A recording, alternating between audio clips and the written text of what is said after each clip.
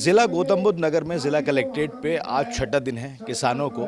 और किसान यहाँ पर पिछले 6 दिन से धरना प्रदर्शन पर बैठे हुए हैं। पहले सिर्फ और सिर्फ धरना प्रदर्शन चल रहा था, लेकिन अब अगर आप देखेंगे ये टेंट टूंट पूरा लगा के पूरी तैयारी के साथ में किसान आए हैं।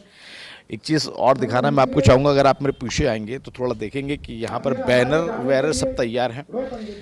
इस बैनर पर अगर आप नज़र डालेंगे तो 10% प्लॉट लेकर रहेंगे। ये बैनर यहाँ पर रखे हुए हैं पूरी तैयारी के साथ में। और इधर अगर नज़र डालेंगे तो रज़ाई, बिस्तरे, कंबल, गद्दे सब यहाँ पे तैयार है। यानी कि किसान अब किसी भी तरह से यहाँ से जाने के लिए तैयार नहीं है जब तक इनकी मांगों को पूरा नहीं किया जाता।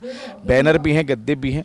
यहाँ पे लोग आराम भी कर रहे हैं जो किसान है। उधर देखेंगे तो महिलाएं बैठी हुई हैं, इधर देखेंगे वही भी महिलाएं। और इधर जो है ये पूरी जो है एक धरना प्रदर्शन जो स्थल है, यहाँ पे धरना प्रदर्शन लगातार छठे दिन से जारी है। बातचीत करके थोड़ा समझने की कोशिश करते हैं और जानते हैं कि आखिर क्या हुआ है, क्या बातचीत हुई है पिछले दिनों में। थोड़ा समझने की कोशिश कर लेते हैं। रुक जाओ जी भाई साहब।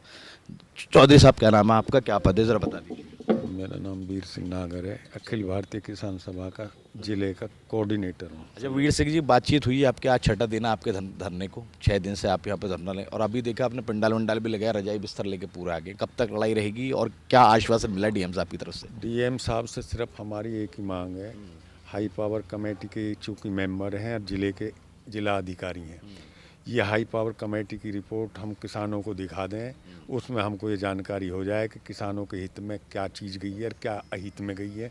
बाकी जो लड़ाई है वो हमारी अपने अपने उस पर होगी, प्राधिकरणों पे। जो ग्रेटर नोएडा से संबंधित किसान हैं उनकी लड़ाई वहाँ लड़ेंगे, जो नोएडा से संबंधित है उनकी नोएडा पे लड़ी जाएगी। बाकी इस बार जो है हम पूरे ज़िले के लोगों ने ये कसम खाई है कि सारे किसान संगठन एकजुट होकर के और इनके हलक में से अपने हकों को लेकर रहेंगे। वीर सिंह जी, छठे दिन है आज, 6 दिन होने वाले हैं। कितनी बार वार्ता हुई आपकी डीएम साहब से और क्या आश्वासन मिला? साहब से 4 बार वार्ता हो चुकी है। अच्छा, ये क्या निकला उसमें रिजल्ट? कल की जो वार्ता हुई है वो बहुत महत्वपूर्ण वार्ता है, क्योंकि इसमें पहली बार इन्होंने तीनों अथॉरिटी के अधिकारियों को सम्मिलित किया है और इसकी जो आवाज़ है वो हमारे संगठन की ताकत की आवाज़ लखनऊ तक जा गई हुई है। इस बार ऐसा लगता है कि ये सीरियस हैं, क्योंकि इन लोगों ने मान लिया है कि या तो यहाँ से ये जाएंगे जेल और या जाएंगे फिर अपने कमेटी की रिपोर्ट को लेकर के, और तीसरा रास्ता कोई है नहीं। हमारे जो नेतृत्वकारी लोग कल गए थे उन्होंने साफ स्पष्ट शब्दों में कह दिया कि धरना हिलाने की बात हम सुनेंगे नहीं, उठाना तो बहुत दूर है, हिलना भी नहीं चाहिए। तो उनकी समझ में ये बात आ गई कि ये लोग जाएंगे नहीं और इसके लिए ये कोई रास्ता ज़रूर निकालेंगे। हमें उम्मीद है कि हम लोग यहाँ से हाई पावर कमेटी की जो रिपोर्ट है उसको लेकर के जाएंगे। वो अलग बात है कि वो अधिकार हमें वहाँ से कितने दिन में मिलेंगे, लेकिन हमें ये उम्मीद है कि पूरे ज़िले का जो किसान है, जो पीड़ित है, जो संघर्ष कर रहे हैं, वो इस बार की जो लड़ाई है वो आर पार की ले करके और अपने अधिकार को लेकर के ही वापस जाएंगे। तो किसान यहाँ पर जो बैठे हुए हैं पूरे तामझाम के साथ में बैठे हुए हैं और लोग इससे बातचीत करते हैं। भाई साहब, आपका क्या नाम है और किस पद पे हैं आप किसान में? जी, मेरा नाम सुनील फौजी एडवोकेट है जी। मैं जय जवान जय किसान मोर्चा का संयोजक हूँ और संयुक्त किसान मोर्चा में एक घटक के रूप में हमारा संगठन है। और बस यही है कि अच्छा फौजी साहब, एक बात बताइए, पिछले 4 दिन में जब हम यहाँ पे आए थे तो ये टेंट, ये गद्दे, रसाइयाँ नहीं थी, अब यहाँ पर दिखाई दे रही हैं। क्या लंबी लड़ाई लड़ने का इरादा है? नहीं, बिल्कुल निश्चित तौर पर हम पूरी तैयारी के साथ ही आए हैं। हमारे जो ट्रैक्टर ट्रॉली उसमें हमारा जो राशन था वो हमने महीनों से ही लेना शुरू कर दिया था। 1 महीने से हमारी तैयारी चल रही थी और सामान भी जो है हमारा टेंट वगैरह सब तैयार था। सिर्फ बात ये थी क्योंकि हम यहाँ पर इस बात के लिए आए थे कि जो हाई पावर कमेटी माननीय मुख्यमंत्री जी ने के निर्देश पर बनी थी, जिसमें राजस्व बोर्ड के जो अध्यक्ष हैं उत्तर प्रदेश के, वो उसके अध्यक्ष बनाए गए थे। मेरठ मंडल कमिश्नर और जिला गौतम बुद्ध नगर के जो डीएम है उसके सदस्य हैं। उन्होंने हमारी जो बातें सुनी थी और विस्तार पूर्वक हमने सारी बातें विद डॉक्यूमेंट्स रखी थी।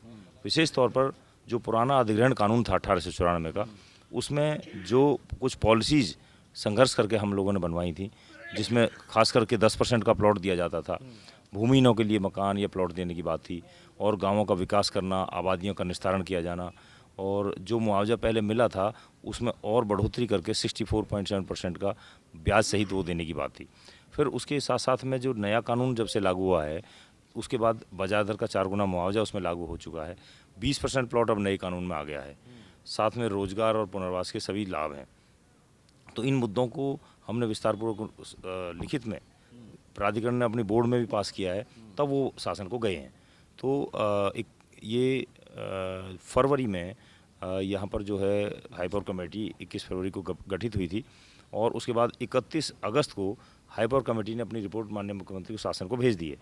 वहाँ से अब हमारे को जो उसके लाभ तय होने हैं तो हम उसी को सार्वजनिक कराने के लिए यहाँ पर आए हैं कि डीएम महोदय उसको सार्वजनिक करें कि जो इन्होंने क्या रिपोर्ट वहाँ भेजी है या वहाँ से क्या निर्णय हुआ है, दोनों में से कोई एक चीज़ हमें तुरंत मिले। अच्छा फौजी साहब, आपके मंच से भी बताया जा रहा था कि पंजाब से आपको सपोर्ट मिल रहा है किसानों का, तो कहाँ से सपोर्ट मिल रहा है, क्या तैयारी किसानों की? जी, मैं बताना चाहूँगा कि संयुक्त किसान मोर्चा पूरे देश में एक ही है और ये समझिए कि आपने जैसे पिछले दिल्ली में जब आंदोलन चला था 13 महीने, तो सभी संगठन एक साथ हो गए थे।